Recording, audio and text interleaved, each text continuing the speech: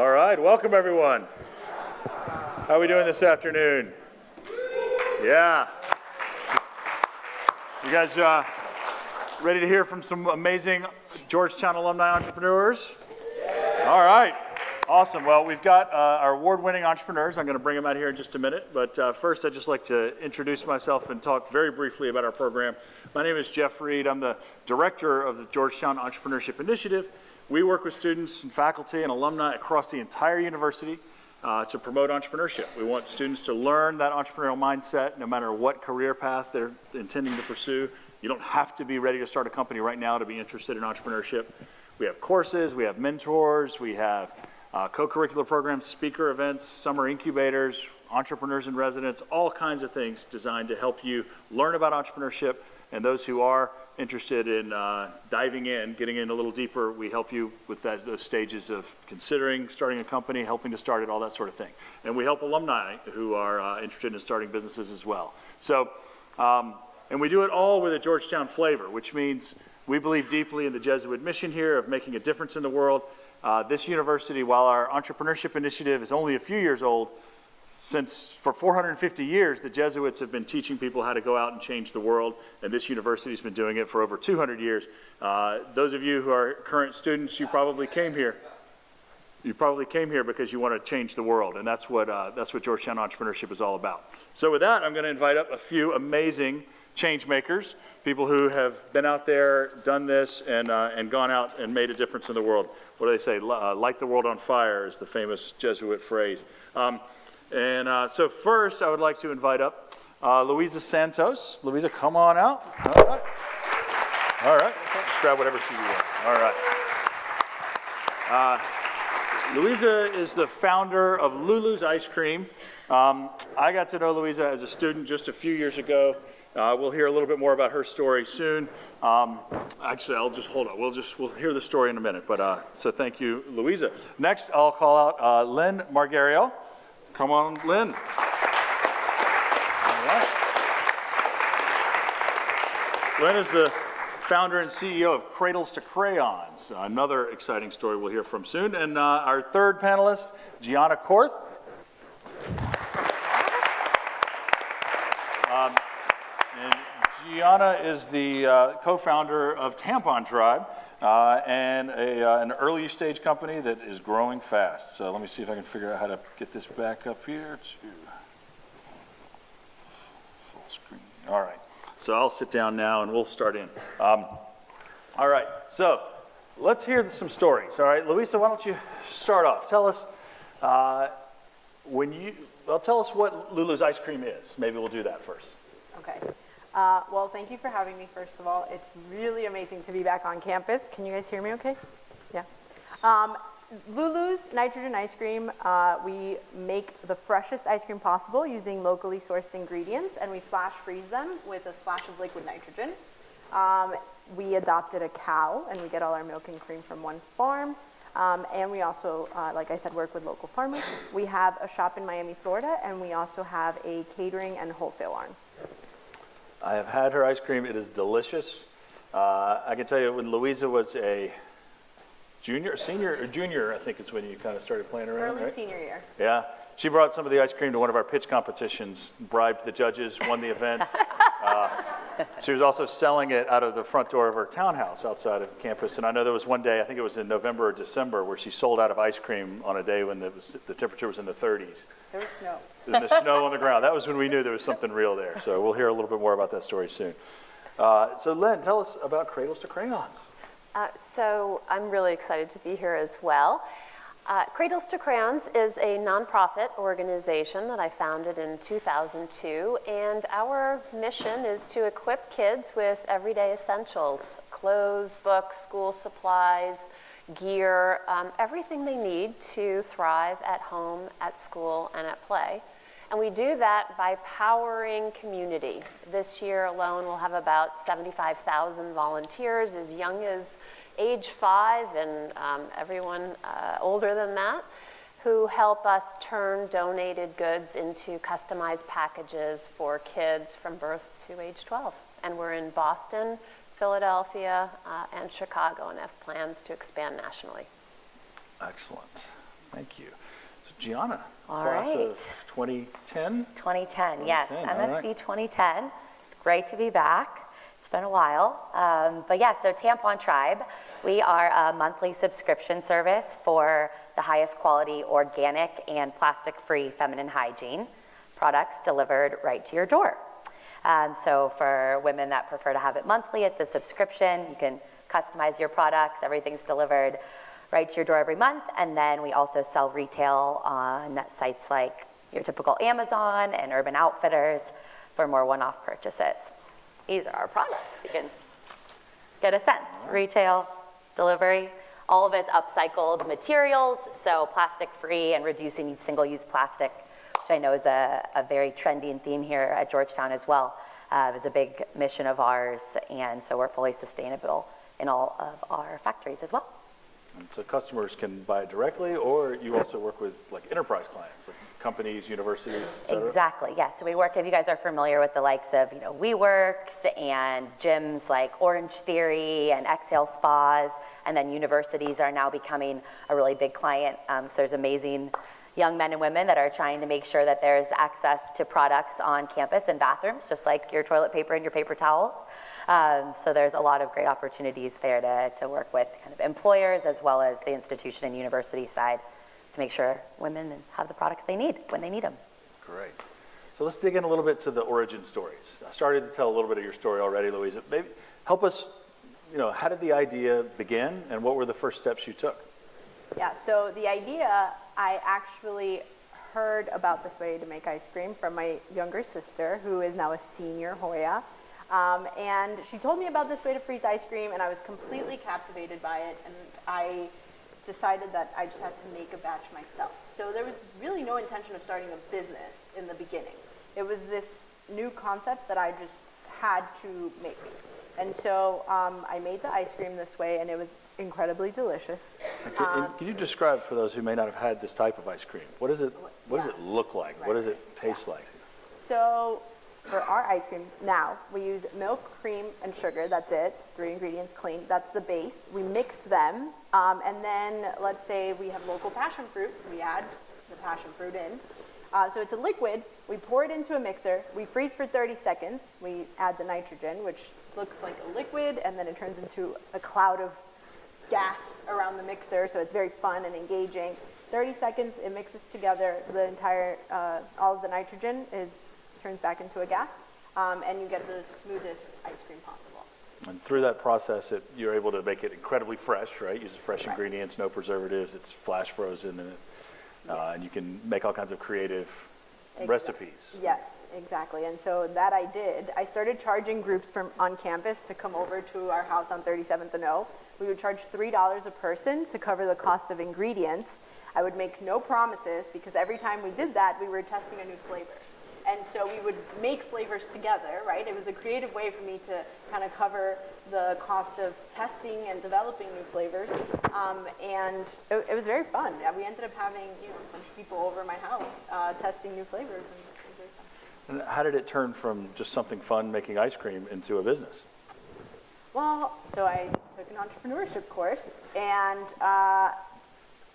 we started to test, develop the MVP, right? So figure out like what is it that we're making. So not just the ice cream, but like what am I selling? The experience, or am I selling the ice cream? And figuring all that out as a project, really in the beginning. And then we were testing that through farmers markets. And then I had the crazy idea of like, I'm going to pitch this at the Rocket Pitch. I had no idea how to pitch, and got a lot of help from business professors. And then once I had the cash from the Rocket Pitch, which I heard now the prices are much higher. So what did we give you that year? I think like $250. Oh, goodness. Okay. All I right. know there's thousands now. Yeah, that gets a little higher now. Yeah. But with that money, we were able to buy, we got the mixers donated, again, getting very creative, but buy more equipment, started doing farmers markets, and then when the farmers markets were doing well, and I saw that people were making ice cream with liquid nitrogen since 1901, I later learned, but no one was using the power of liquid nitrogen to make the cleanest ice cream, right? So to take away all the preservatives, emulsifiers, stabilizers. And so when I saw that, I saw an opportunity. As we tested, I saw there was some traction. And then through pitching, I started to get in touch with incredible alumni, professors, et cetera, that really guided me in thinking about how do you turn this like cool idea, kind of fun project you have into a viable business. And so as I started learning that, there was a point where I was sitting in Lao at 2 a.m. and I was applying for consulting jobs. We were talking about this earlier. And then I couldn't like apply to one of the jobs for one of different reason. And I was with a friend and I said, I think I'm just gonna go do this. Like I'm gonna just go start this business and create my own job. And I was kind of like talking it out, and he was like, at the end of the conversation, he said, I think you already figured it out. Like you're not trying to make a decision. It's very clear you're already doing this. I was like, yeah, you're right. So I created my own job. That's what we call discernment, right? Yeah. But let me just back up. You weren't studying business. You didn't come to Georgetown to be an entrepreneur or get into business, right? So what did you think you would do before the ice cream business came along? Was it consulting? Was it something else that you thought you were going to do? I transferred in. I came with the idea of like, I'm gonna be an ambassador at the United Nations, or I'm also really passionate about education. That was my minor. And so I was running these Reeds tutoring vans and International Department of Ed. And so I thought maybe I want to get into like ed leadership. And what I like, but being here and having access to the programs, people, and places that Georgetown has built around entrepreneurship really opened that door for me. And it made me feel like I can actually do this, right? Like I could have had this idea anywhere else, but having the professors who were like helping me put together, you know, teaching me the terminology to even think through what was happening, and then teaching me what I didn't know, right?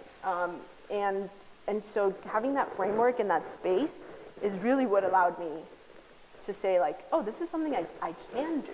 It wasn't even a thought, and then it became a thought, and then I got the tools and skills, and then it became a reality. So we've literally used you, I think, as a poster child before for our program. I know that you graduated and went through our incubator program, and then moved back home to Miami and opened your first shop, right? So tell us, what is it like to have to sign a lease and all the money it costs to build an actual retail store? Yeah, I had no idea. I obviously learned as I started putting my financials together and getting estimates for what it costs to build out. I mean, who knew that now I know how to do it for much less because I've learned lots of lessons. But our first shop cost $250,000 to open. That's a lot of money that I had to, one, I didn't have it, so I had to, then I learned like, it's okay if you don't have it, because if it's a good enough idea, you can pitch it to investors who will fund you, right? Like that was like mind-blowing to me. I didn't know that, right? And I learned that through Georgetown, and then winning the pitch competitions, right? Like the first time I won, I was like, oh, like other people believe in me. That's cool. And so signing a lease, for example, was extremely scary, but what did I do? I talked to a lot of my alumni mentors and said, does anyone know anyone in real estate? I'll share a fun anecdote. Someone connected me to an alum who was in real estate, but she really did like residential. She ended up getting very involved in my business in many other ways. And when it came, I was looking at spaces. No one was going to lease a commercial space to a recent college grad with nothing to her name, really, and no proven track record, like nothing, right? And so I got denied from 2 places that I was looking at, and at the third, I copied this alumni that I just spoke about on the email, and she happened to be college friend. She was friends with the landlord in college. Like this was like 30 years ago almost. They're both older. They hadn't spoken since, but she was like, you're so-and-so. They got on the phone and she was like, you need to do this. Like you don't have a choice. You have to lease this to her. And he was like, well, I'm selling the property this year, so I guess I'll do it. And I mean, we paid like market rent and stuff, but he took a risk, right? And he kind of took a risk because he was selling it. So he was like, it's not going to be my problem. But with her help, right, and that Georgetown network, I was able to get that lease. Awesome. All right. Well, I'll come back in a minute and ask some more questions. But let's go to Lynn. Tell us, how did the idea come for Cradles to Crayons? Where did this start? It did not start in my apartment or my house at Georgetown. It started way after that, and I was sharing with Louisa a little bit about, I went the consulting route early on, and I did not really have this idea until probably 3 career iterations, and that was in 2002, actually a little bit before that, when I was visiting my family in Michigan, which is where I grew up, and my sister had a young child, my brother as well, and I was home helping to babysit one of my nieces, and she's probably 2 or 3 at the time, helping her to get dressed and pulling things out of her drawer. Now, mind you, I didn't have children of my own at the time. My 2 are sitting here right now, and they're 8 and 10.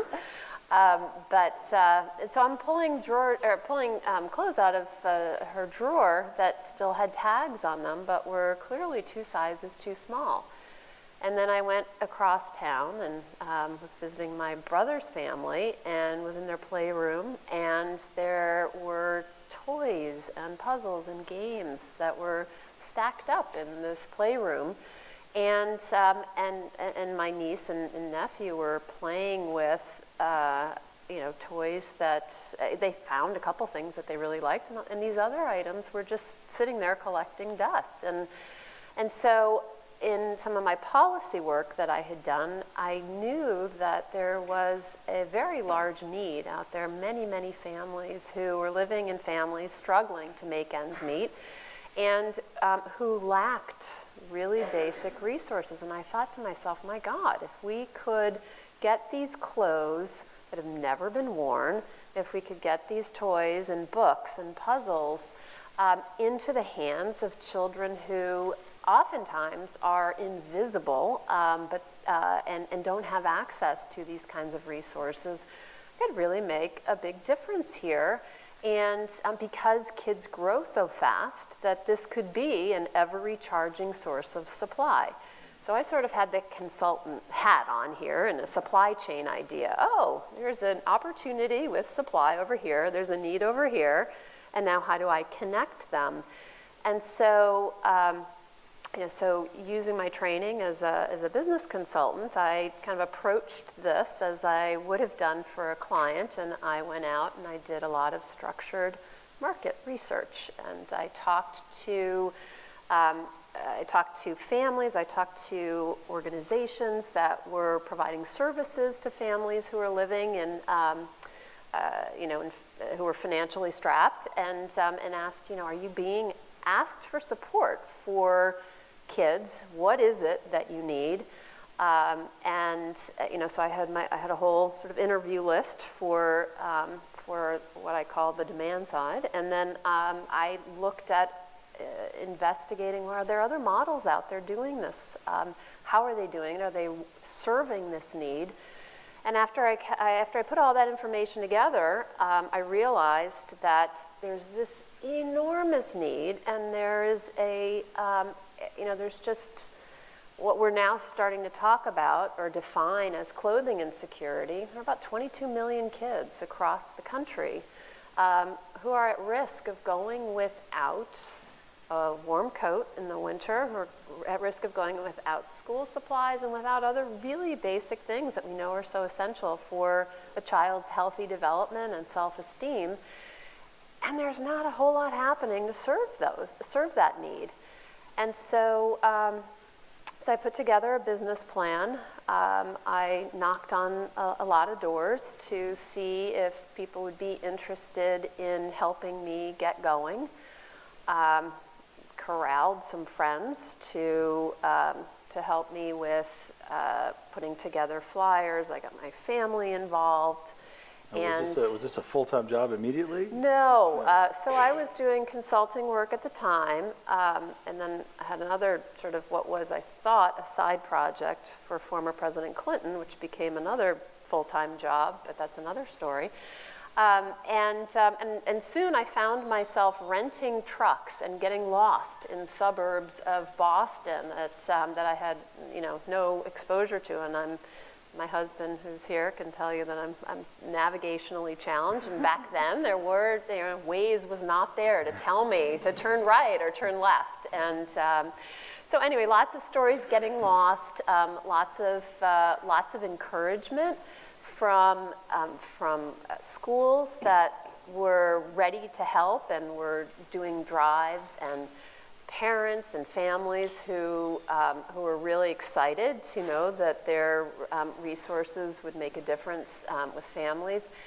And then I'll never forget, it started out very much as friends and family helping me get this going. And then one day I walked into a warehouse that I had rented and didn't know a soul. And there were people who had found their way to come and volunteer. They had heard about this new idea, and they said, I want to get involved. And that desire to give back is, I have found to be incredibly strong, and that's really what powers our mission in Boston, Philadelphia, and Chicago.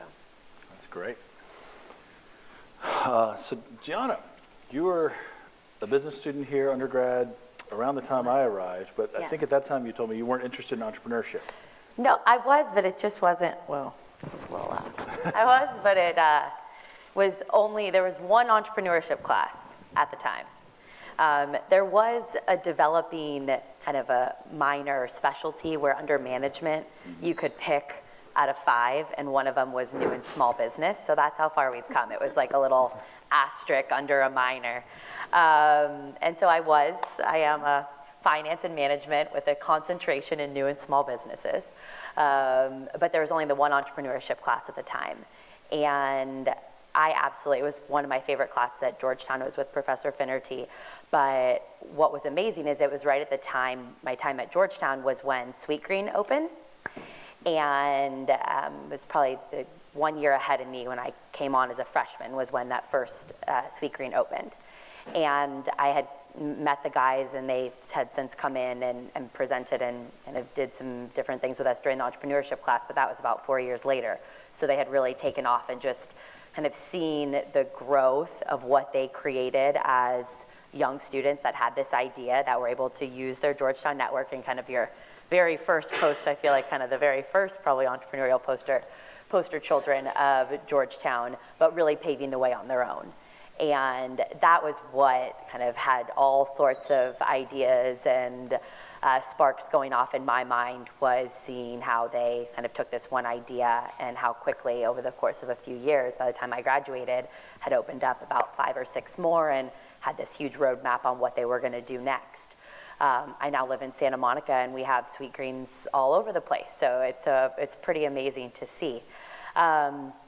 But from there, I actually went in, so I took a bit more of an unconventional route, which I think also kind of plays into my entrepreneurial spirit. From a business school grad, I don't know how different it is now, but at the time, everyone was going into either consulting or banking. We're working on that. Everybody. Still so for anyone who doesn't want to, you don't have to. Don't do it. I tested the ropes. I was an analyst at RBS up on Wall Street. Well, it was supposed to be Wall Street. Found out when I got there I had to do the reverse commute to Stanford, Connecticut. That might have tainted it slightly, but all in all, I knew that wasn't for me. And I was trying to figure out what to do during senior year. And the things that jumped out at me were, all of a sudden I found out about kind of Google and some of their programs, and so I got more on kind of this unconventional route, because I knew I wanted business. I knew I wanted a company and a culture that was going to give me the ability to really move up at my own pace, kind of have my own little entrepreneurial business within the constructs of this company I was going to go work for, trying to kind of create my own thing. Because at the time I didn't have any idea that was going to be I didn't have my Tampon Tribe yet. So needless to say, I came across this company very haphazardly through the Career Center, but I think it was kind of one of those 1 in a million, called Meltwater, which is a software company. We're in media intelligence, and we do all sorts of news monitoring, social media monitoring. So I got into this international management program through Meltwater, and of course the international management trainee program were all a lot of buzzwords that seemed very attractive. It was a very young company, but a very entrepreneurial company. And so I took a chance and I went to work in their DC office, and I honestly think that my first few years at Meltwater were really instrumental because I learned how to do business-to-business sales. And if anyone's done any type of sales, but especially business-to-business, B2B sales, you're very much kind of running your own business. I mean, the amount of calls you make, who you connect with, the amount of product demos that you do, I mean, 100% is in your control in terms of how successful you're going to be. So one thing I would say is anyone that has an opportunity to get into sales in any capacity, absolutely jump on it. No matter what you're going to be selling, whether it's yourself or your idea or services, you're going to have to sell it. So it's really was invaluable experience that I think really furthered a lot of the skills that I use and that were critical to being able to kind of put myself up in the position to start something new from scratch. So that happened about 2 years ago. Okay. Yeah. Yeah. So as time was going on at Meltwater, I had very much wanted to start my own company and kind of start a new endeavor, and just again didn't quite have, like, the light bulbs had not yet gone off. And then I met a couple friends 2 summers ago, and together we were all talking about the success. It was about a few weeks after Dollar Shave Club. So for guys out there that might not be as familiar with tampons, it's okay. I always say it's like the Dollar Shave Club for women. And when the Dollar Shave Club sold for $1 billion to Unilever, that was a big, from a business perspective, that was an aha moment for me. I'm like, oh wow, okay, let's dig into how this occurred, because that sounds like a pretty fantastic idea. And so needless to say, it was really the business side of me that saw an opportunity in building out a business, and the subscription model was extremely intriguing. And when you're working off of a monthly recurring revenue and creating this subscription base that also has more value in and of itself for a lot of other things like advertising or buying out subscription base. And so that kind of led to thinking, okay, what sort of subscription do we need that would be a viable option? That's not like a typical kind of, it was when Birchbox and a few others, Trunk Club, were slowly coming. And it really, I like to think that it's because I was the token business school student, and all of my other like 8 best friends at Georgetown were all nurses and pre-med. And so there was a lot of women's health talk that were going on. They're all OBGYNs now and work at women's clinics. So I think there was a bit of an undertone influence of that, and also a need that myself and my friends had found once we realized the importance of organic feminine hygiene products. There's a lot of research that has come out in the past couple years about how up to date, or up until recently, all the companies that have been providing feminine hygiene products don't have to disclose their ingredients. There's a huge lack of transparency that is extremely harmful when you actually find out what's in these products that we're keeping in our bodies for a long period of time, month after month, year after year. So the combination of not having easy access myself, even in a place like Santa Monica where everyone was eating organic food and using organic beauty supply products, to not really be able to find organic feminine hygiene products, that was an initial issue. Then I'm thinking monthly subscription, all of a sudden it's like, wait a minute, the one thing that happens by nature every single month is the perfect thing for a monthly subscription service, even over shaving. So that's when things really started to click and come together. And then being an ocean lover and a surfer and reducing single-use plastic has always been something that I've been really involved in. I've done a lot with Surf Rider out of LA. So that was a complete, that was a game that was like a duh, it will be plastic-free and sustainable a couple years ago. So we're excited to be at the forefront of that now. So that was really how all of those ideas came together, and Tampon Tribe was born. And we wanted to create a brand that could really, not just women, but we have a ton of guy friends and men and of all ages that are really excited about it as well, whether it's for their daughters or their wives or their girlfriends or their sisters. So really creating a brand that everyone can identify with, that's inclusive, that helps break the taboos of tampons that, I know for years I never talked about them. I didn't want to ask about them. I get that.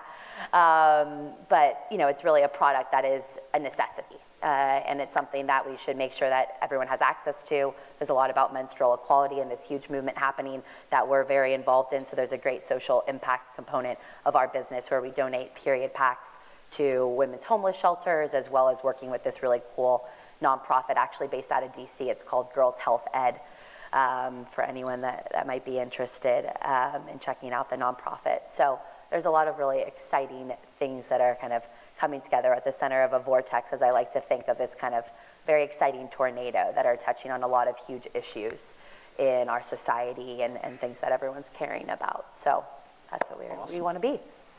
Well, and congratulations, your company, and you had won our second annual alumni pitch competition, which was held back in April in Seattle at John Carroll Weekend. Yes. So tell us what that pitch competition experience was like for you. Very fun. So this was kind of the first, I was working to tap into my Georgetown community, and I'll admit it was a little bit more challenging to do from LA than I had first envisioned, despite we have a great LA community out there, but not as much on the entrepreneurial side, because again, that's all just been getting going. I finally made a couple connections and got a little traction last fall when I found out about this new GEA group. So I don't even know how long it had been. I don't know how soon I was, but it clearly had been under. Right, for those who don't know, GEA. Yes, GEA, Georgetown Entrepreneurship Alliance. That's a program. Anyone who's a Georgetown alum who's interested in entrepreneurship can join the GEA. You don't have to have already started a company or ever start a company, just as long as you're interested. Yeah, so it was fantastic. So I finally came across this newer group, was really excited. I started to see some of the entrepreneurs that had come from this group already, and thought, oh, fantastic. So I made some connections, and then this was back last fall, around last October, and then I found out that there was a pitch competition, and a couple people had emailed me and said, oh, you should apply to this, and I said, don't worry, I'm already submitting my application. And so we submitted, and then it turns out there was 52 companies, I believe, that submitted. And then we found out right around Christmas that we made it to the final 16. So then we did a kind of a verbal pitch via the phone over a conference call. And then I actually found out, I will not forget this moment. I went to the Olympics in Seoul. Or Pyeongchang back in February, my first Olympic experience. And I had just gotten in that evening, and I got a call from a number that I thought was our taxi that we had this whole excursion with, calling me, and it turns out it was Cherian, one of the guys from the GEA board, calling me to tell me that we were the one of the 4 finalists, and I better book a flight to Seattle to be there in April.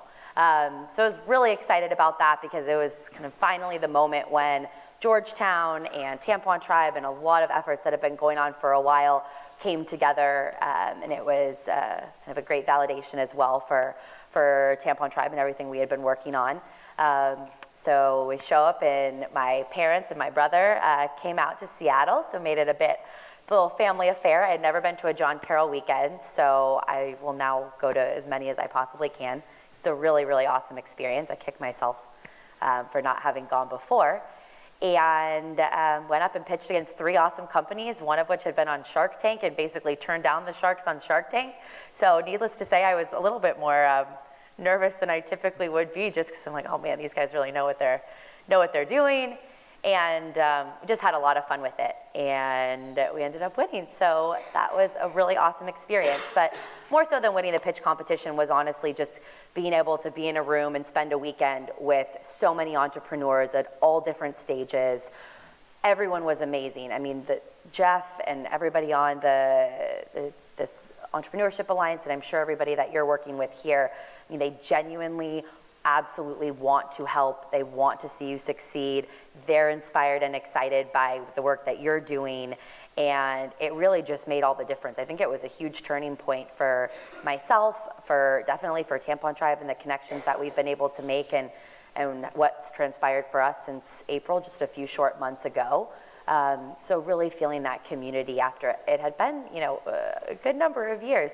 About 7, 8 years or so since I had really been heavily involved in something on campus related. Now maybe Georgetown will become a client, right? A customer. Now Georgetown, hopefully, fingers crossed, will become a client. You'll see all of our products, all you ladies, maybe, in their bathrooms soon. Awesome. Yeah. So Len, you're the recipient of our Entrepreneurial Excellence Award for Social Impact. talk about, you run a nonprofit, which is different than some of the other businesses we're talking about here. How do you measure success for your business, and what are some of the challenges of dealing on the social impact side as opposed to a for-profit business? There are so many pieces in that question. As I think about it, there are also a lot of similarities, and maybe I'll start there and just thinking about going back to the very beginning, in setting up Cradles to Crayons and our governance structure. One of the things that I had realized in working with some very large companies and then also startups in my consulting world was the importance of having validators who align with the organization from very beginning.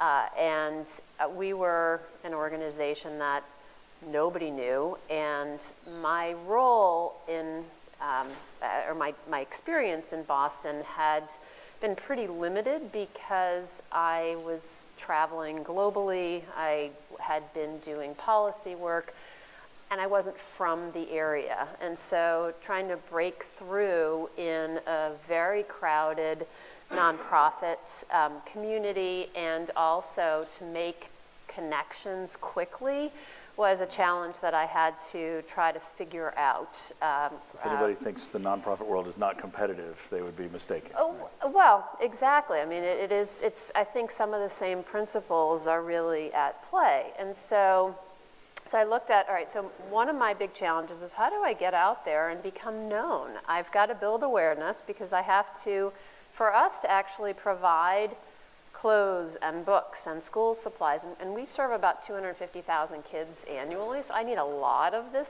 a lot of this inventory. I had to start building awareness about the organization.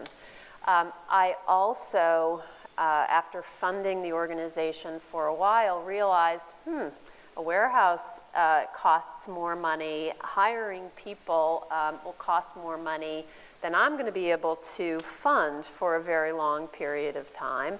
And so I'm going to have to fund this organization. And so what I did was to look initially at my small network and to try to tap people who could provide, again, that credibility because they had, some position in the corporate sector, in the philanthropic sector, in the nonprofit sector in Boston, who could initially come on as advisors and as funders of the organization.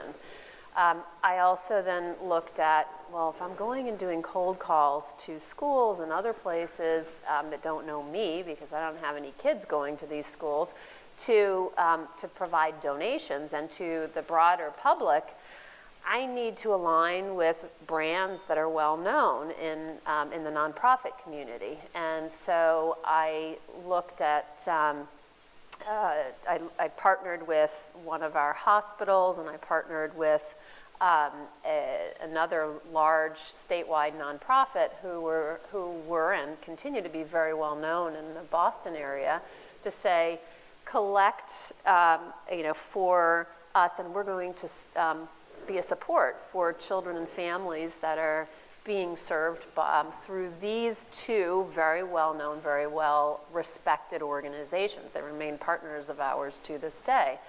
And so, so that was how I started thinking about this work. And, and so that was using some of the things that I thought, that I had in my toolkit from some of the other work that I'd done. And then there were all kinds of things that I had no business really doing. But I started to, you sort of have to dive in. And, fundraising was one of the very early things that I needed to become comfortable with. And, and you start with those people who are closest to you, who you can make all kinds of mistakes with. So talking to my family and friends to get them to sign up and help out was a relatively easy way to test out whether this is something people could get behind and could start caring about. And I think we saw a little bit about your testing out your ice cream with friends and with other students here. It was like that low risk way of getting getting the word out. And then things just started to take on a life of their own. I think about last night at the award ceremony and Doug Bouton talking about luck playing a role in this, in addition to just hard work and 24/7 hours. But one of the things that, having done quite a lot of work with former President Clinton at the White House and then also with his HIV/AIDS initiative, was able to do a fundraiser early on where he came and spoke, and that was also very helpful in kind of getting on that roadmap. But along the way, gosh, I have nearly run out of money twice, and as any employer will say that's one of the most agonizing things to happen, where that there's a whole community of people who are relying on getting resources from Cradles to Crayons so that their kids have what they need to start school. And then also, we started to have employees, and the idea of making payroll and not knowing exactly how I was going to do it was something that meant for a lot of sleepless nights. But going back to those early kind of believers and the people that I had recruited early on to be advisors and to be on my board, I went back to them, and and they were incredibly helpful, and pitched in when I needed some extra support, but then also were very very clear to say, well, we need to figure this out. We need to figure out how we're going to make this more sustainable as an organization. And so sometimes those types of pressures lead to more innovation and creativity and out-of-the-box thinking. So we've created some fundraising platforms that have helped to sustain and grow the organization out of necessity at the time, but they have really aligned so well with our brand, which is very much an experience brand, and so those sleepless nights led to sustainability. Companies sponsor the program, and you have companies and volunteers and schools, and I know it's kind of a virtuous cycle, right? But it was an innovative construction that you put together. Exactly. So really bringing those volunteers in, we need the volunteers to do our work, but it's also something that I have learned that is in some ways needed by the community. I have found that there is a very large and growing trend of corporate volunteerism and engagement, and thinking about where are corporations looking to to put their support. It tends to be something larger than just an interest in writing a check, but really, what are some of those alignments that meet, frankly, in many cases, business needs. And one of those business needs, and I credit a lot to schools, high schools, and universities, and the whole, and millennials, for driving a lot of that focus on volunteerism that we see now in corporations. So having the ability, as we do, to host groups of up to 200 people at a time has been something that has worked really well in creating partnerships with corporations for team building and for people really wanting to make a difference. We also have schools that come in, and they're interested to be there because they're looking to incorporate, or they are incorporating in their curriculum, a lot of service and talking about philanthropy. And so when people come in and they experience a volunteer shift, they become closer to our mission. They understand more deeply than they might have walking in the door that there is a large need out there. They understand that we don't want their junk, that we really want only the highest quality items for the kids, because one of our key principles is quality equals dignity. And so that's been a really nice virtuous cycle. We get people in, they learn more, and then they'll come and they'll do more for us, and they're really part and parcel of our mission. Great. 250,000 kids. That's amazing.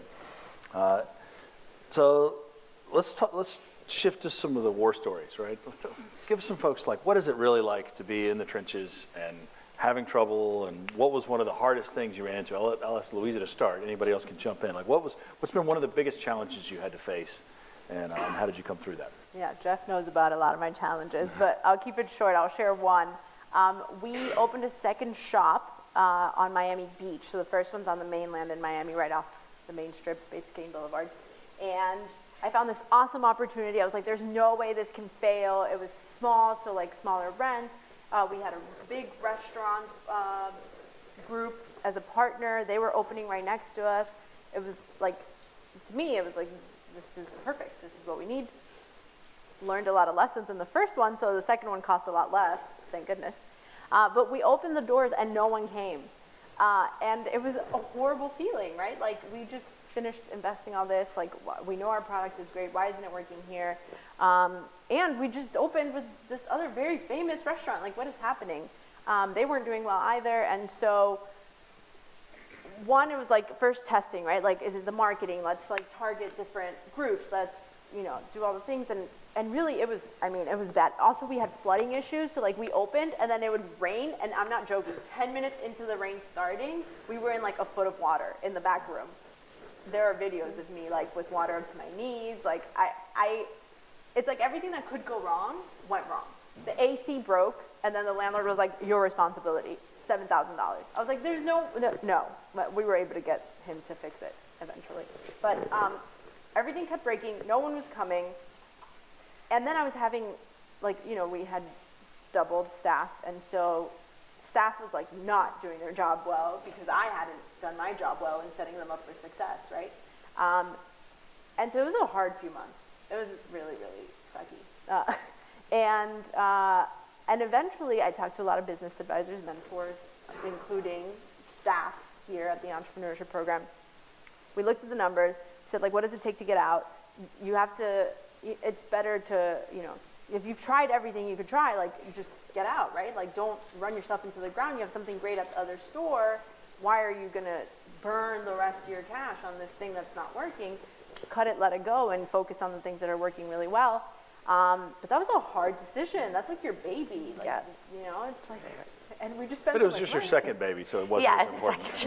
Right, so that's your kid. No. I should have called Lynn to have Bill come to a fundraiser or something. Right, I know. That would have been great. So anyway, made the hard decision, right? But it was the smart decision, because thanks to cutting that, closing doors there, and later we found out there were a lot of other factors, like Zika happened in Miami, and so like no one was coming to Miami, so that hurt us. And then the strip we were on was Alton Road, which used to be like a very active road. It was under construction for 2 years, and it just like did not bounce back. Like, people just stopped thinking of it as a place to go. And so made the hard decision, had to like sit with my landlord and negotiate an exit to our lease, right? Like, that was really scary to figure out like how, because he could have held us liable for a very large amount of money, right? And so, I must have like role played that conversation out for like 3 days straight with everyone I knew. I was like, so what if he says this? And what will I say?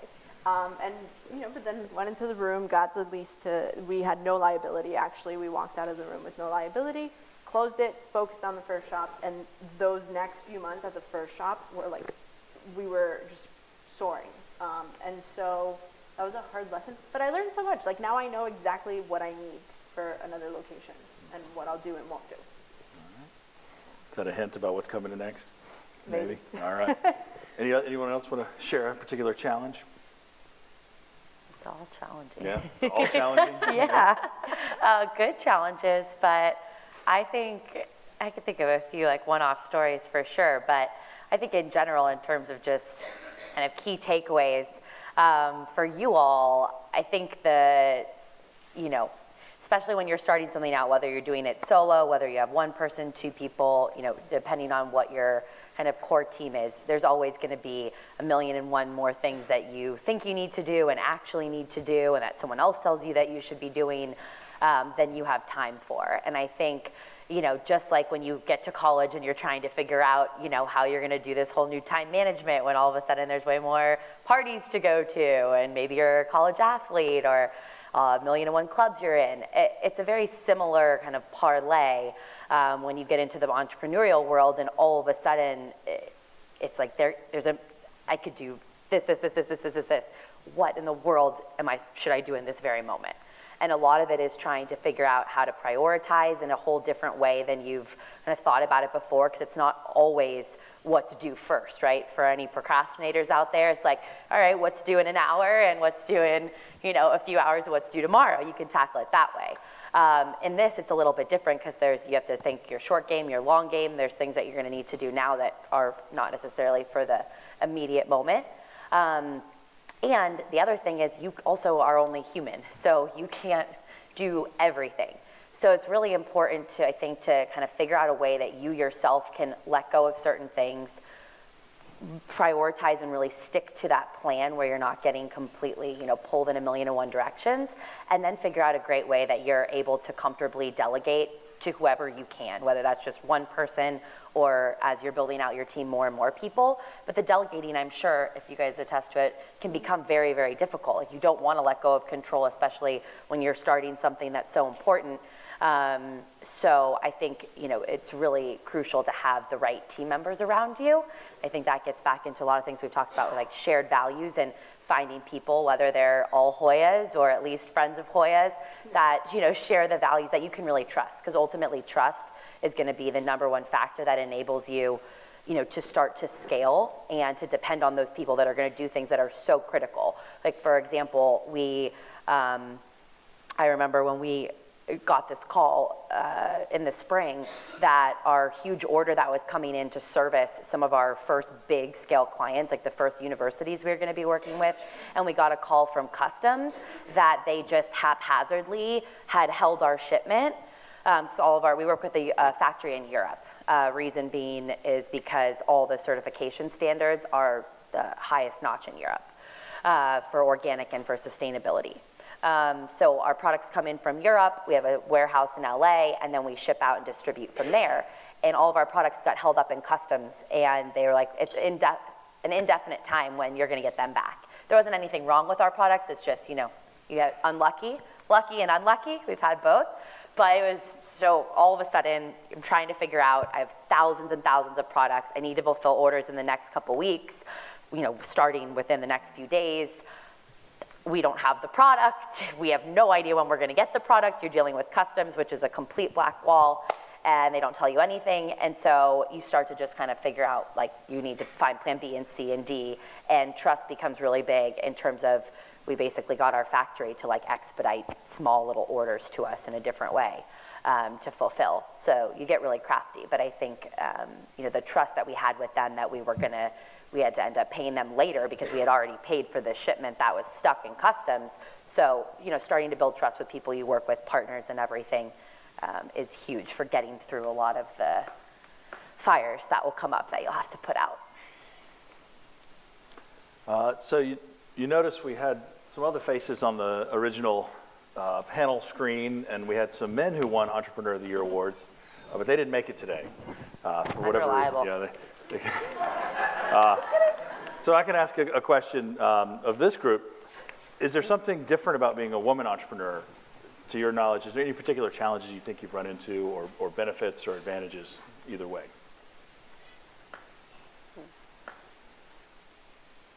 I mean, the stats show what percentage of funding goes to women, right? So I think statistically, the big picture, there are lots of challenges, and things are shifting, right? Like, I see more and more investors too, right?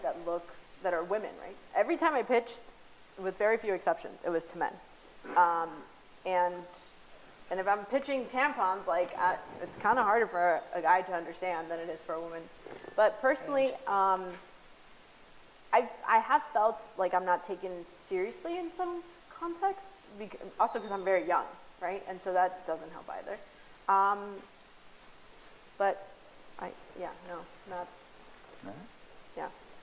I think it's I think things are, there's a lot of improvement and opportunity that's happening, and things are very different than even just a few years ago in terms of the number of women that have really stepped up to the plate and wanted to further facilitate, as well as men that are further facilitating women entrepreneurs.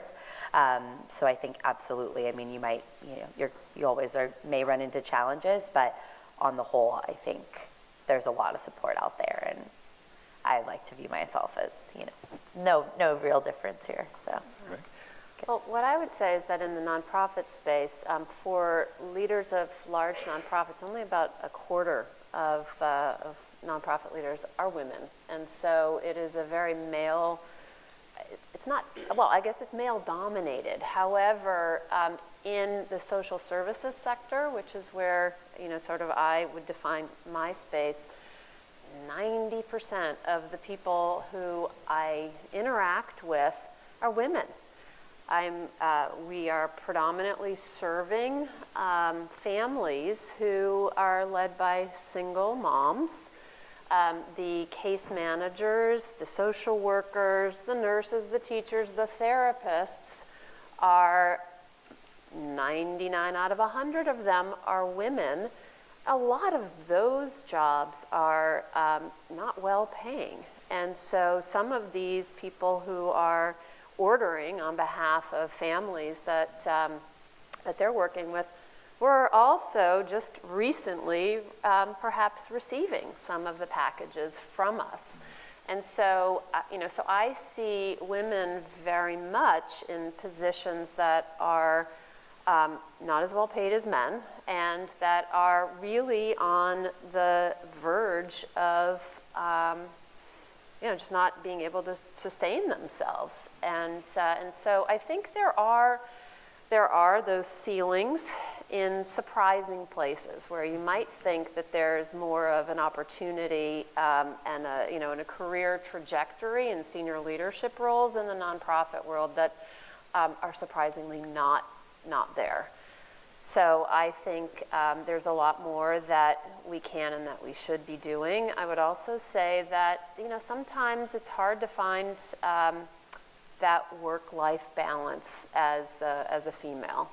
When you're in your 20s, it's maybe a little bit easier to find yourself taking those or sending those emails out at 2 or 3 o'clock in the morning, or waking up and doing it in the first thing in the morning.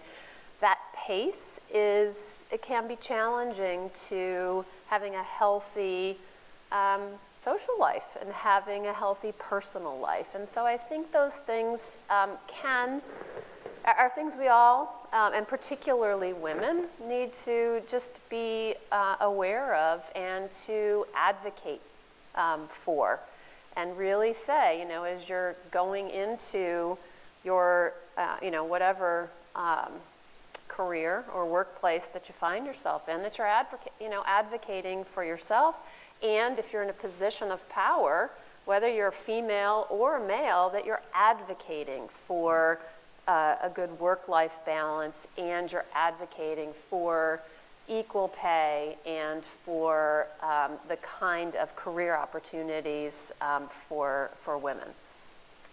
Great. Well, I'm going to ask maybe 1 or 2 more questions, and then we'll have a chance for the audience to ask a few. I guess I'll just say, in general, what advice might you give to students here today who they're interested in entrepreneurship in one way or another? Some of them might be thinking of going to work for a growth company. Some of them might be thinking about starting their own. Any general advice you might have? I always say start. Like, if you have an idea, start small, but start. I hear so many people talk about so many ideas, and they get stuck in figuring, making it perfect. I always tell people start, also because a lot of people find out once they start actually executing on an idea, or like that's not what they want to do. And you want to find that out early on. It's not a bad thing. It's a good thing to find out if you don't want to do it, right?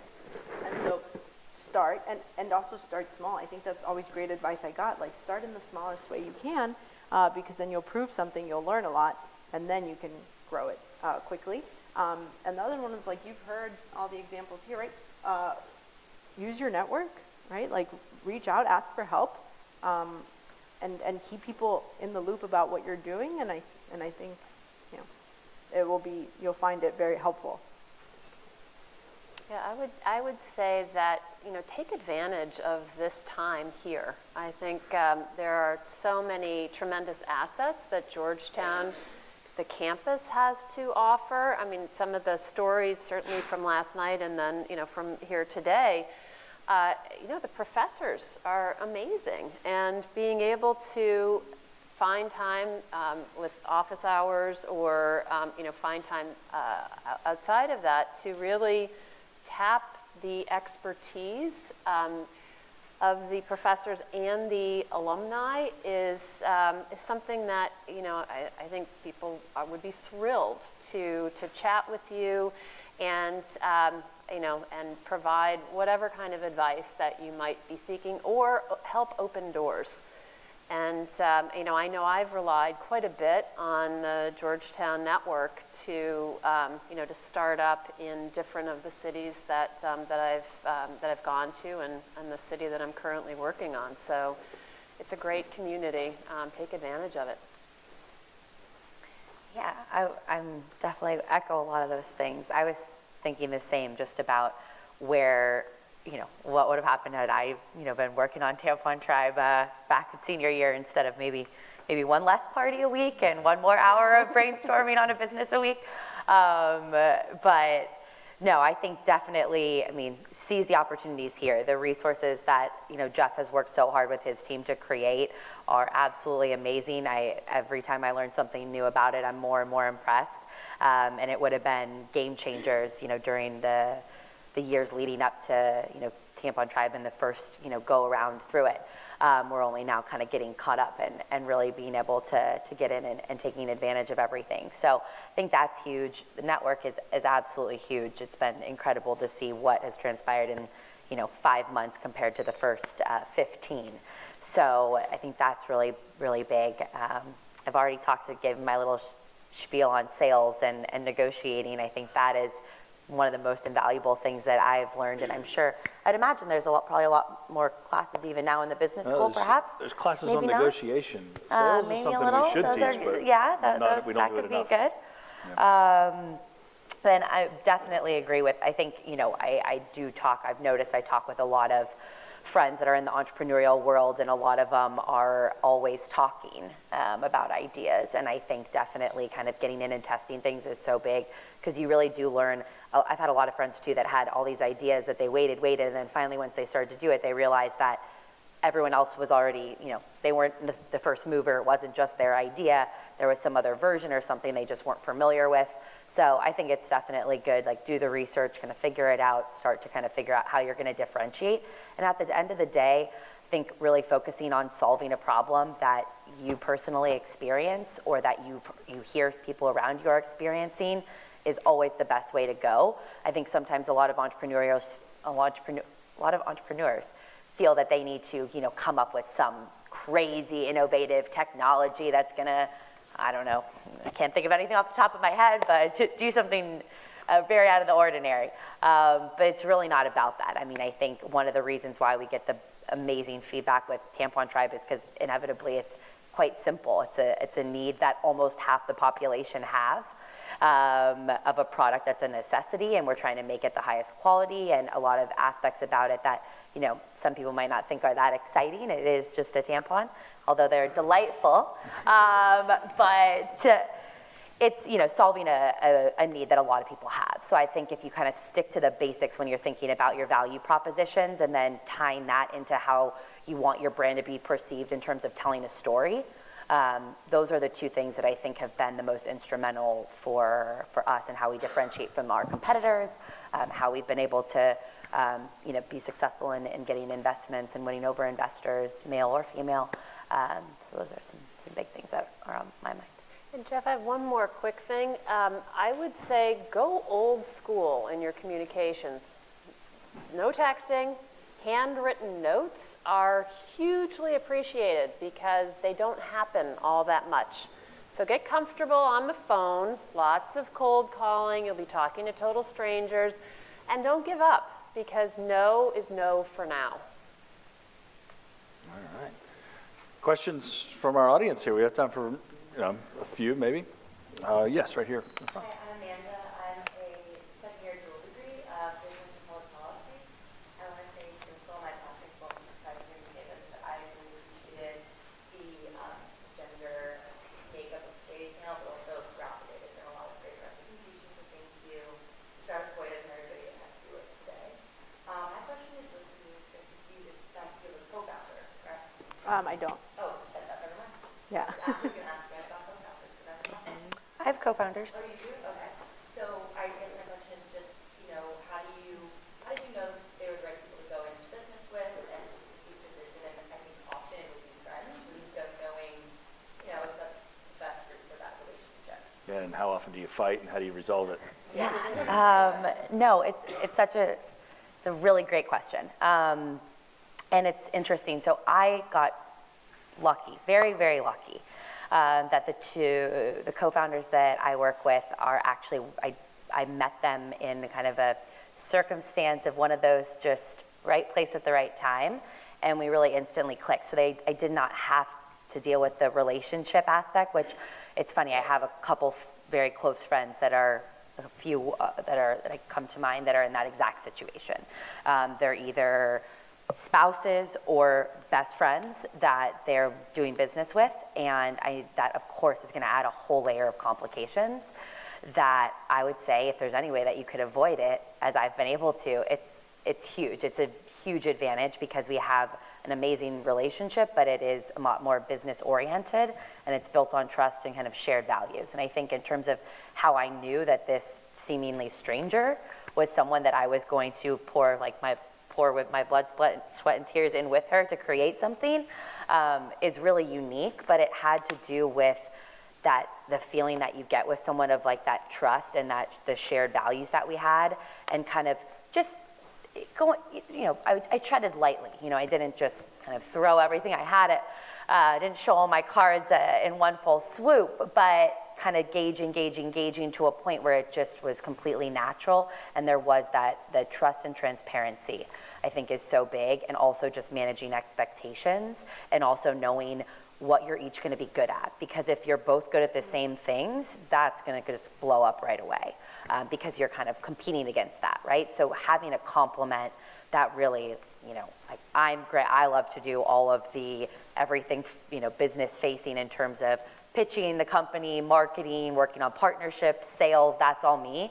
And she does all the behind the scenes. So she does the operations and the finance, and she can do both, but she's amazing at that, and I prefer this, and it works quite well. So I think just kind of thinking about what you're best at is the most important, because knowing yourself and what you want to be doing too is really important. Obviously, as an entrepreneur, you are doing everything inevitably a lot of the times, but as quickly as you can, you want to be able to differentiate. You don't want to be doing everything because it's not going to be efficient or sustainable. So kind of thinking about where you see yourself and finding someone that's going to complement you, there'll be a lot less issues, because it's like you're the go-to for that, I'm the go-to for that, and we are equally needing of each other, which is important too, because you always want to feel like you're, and when you have that balance, if you will. Yeah. Other questions? Yes. Yeah, hi, I'm Audrey Royce. I'm first year full time. My question for Gianna is, it's really cool that your product is unique, not only like with no plastics and made organically. So when you're challenging the status quo for a product like that, how do you secure your production and entering a market that not only has plastic or non-organic materials? Yeah, that's a great question. So a lot of it, and I get asked this a lot about competition, are you worried about, all these new entrants and competitors? And for two reasons. One, I think anyone that's doing what we're doing is fantastic, and there's enough women to go around. So more power to anyone. But the barriers to entry are quite high because of how long it takes and how many loops you have to jump through, hoops or loops, to get the certifications for both the organic world and the sustainable world. So the time it took to get those was definitely a long kind of waiting, patient process. But it's great from a competitive angle. Once you get those and you have that advantage, then that's definitely a bit of a barrier to entry that others are going to face. That will kind of give you a longer lead time. Honestly, a lot of it was research, and that's one of the things that led us very quickly to working with a factory in Europe. Initially, we thought, oh, of course there'll be something, we want to support, U.S.-based workers and work with a factory here, and then we just quickly found out that because of all the issues with GMOs and soils and the organic standards here, unfortunately, not near what they should or need to be. So that led us very quickly to Europe. From there, it's kind of dealing with the right type of factory and your relationships and who you're going to be able to trust and grow with. But it's definitely like we tweaked the product. So they were thankfully making sustainable products, and then they had organic, and we worked with them to merge the two. So it's quite interesting. They had these organic plastic applicator tampons, and then the sustainable but not organic in terms of the biodegradable cardboard. So we just blended the two aspects together with the factory, and so that's what we have now. But nothing too revolutionary in that regard, I suppose. Well, congratulations to all three of you for your entrepreneurial success, for being award-winning entrepreneurs who just happen to be women. But congratulations. Thank you so much for sharing with us. Please join me in thanking our